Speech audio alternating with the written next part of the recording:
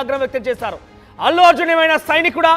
India Pakistan బార్డర్లో యుద్ధం చేశాడా? సినిమా తీశాడు, డబ్బులు సంపాదించుకున్నాడు.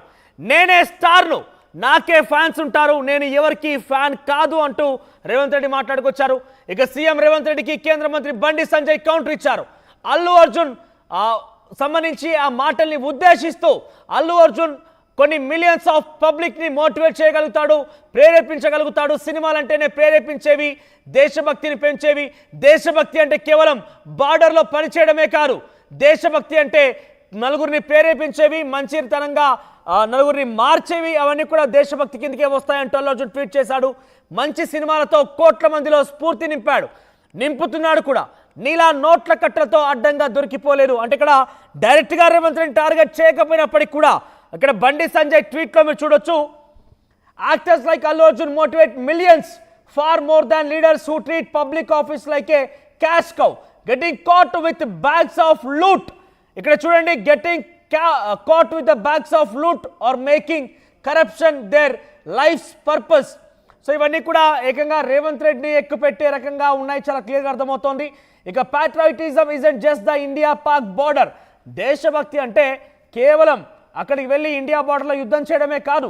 It's an inspiring a nation. Maybe Congress should stop looting and start learning. ఇది కేవలం దేశంలో ఒక స్ఫూర్తి నింపడం, కొంత మంచి మాటలు చెప్పడం మాత్రమే. ఇకనైనా కాంగ్రెస్ పార్టీ లూటీ చేయడం మానేసి నేర్చుకోవడం మొదలు పెడితే బెటర్ అన్నట్టుగా ఆయన మెన్షన్ చేశారు.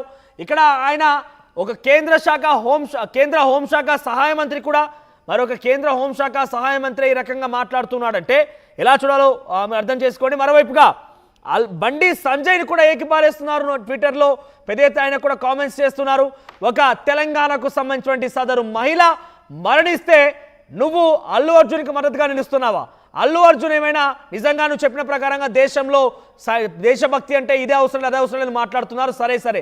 కానీ ఈ సామాన్య వ్యక్తులు ఓట్లేస్తే గెలిచిన నువ్వు ఒక రిచ్ పర్సన్కి అంటే ఒక ధనికుడైనటువంటి సినిమాలో వ్యాపారంగా మార్చుకున్న వ్యక్తికి సపోర్ట్ చేస్తున్నావా? మరి ఆ రోజు ఎందుకు ఇదే కేంద్ర హోంశాఖ సహాయ మంత్రిగా ఒక రాజకీయ నాయకుడిగా బీజేపీకి సంబంధించిన ఎంపీగా రేవతి అనే మహిళ మరణిస్తే ఎందుకు ఆ మహిళకి సానుభూతి వ్యక్తం చేయలేదు? ఆ కుటుంబానికి ఎందుకు అండగా ఉండలేరు? ఈరోజు ఆ కుటుంబానికి అండగా ఉండకపోగా ఆ మరణాన్ని కూడా కనీసం ఒక అర్థం పర్థం లేని విషయాలతో మాట్లాడుతూ ఎందుకు ఈ రకంగా అనవసరమైన రాద్ధాంతానికి తెరలేపుతున్నారంటూ కూడా బండి సంజయ్ని ట్విట్టర్లో కొన్ని కామెంట్స్ చేస్తున్నారు. ఒకసారి మా ప్రతినిధి మధు దగ్గరికి వెళ్దాం. మధు, సో రేవంత్ రెడ్డి వ్యాఖ్యలు చూసాం మనం నిన్నే, ఒక మీడియాకి ఇచ్చినటువంటి ఇంటర్వ్యూలో భాగంగానే మాట్లాడుకొచ్చారు. సో దానికి కౌంటర్గా బండి సంజయ్ ట్వీట్ కూడా చూస్తున్నాం. సో ఎలా చూడాలి? రాజకీయంగా బన్నీ అరెస్ట్ మరోసారి దుమారం చెప్తోంది. బన్నీ అరెస్ట్ని పూర్తిగా రాజకీయం చేసేసి రేవంతే అరెస్ట్ చేయించాడనే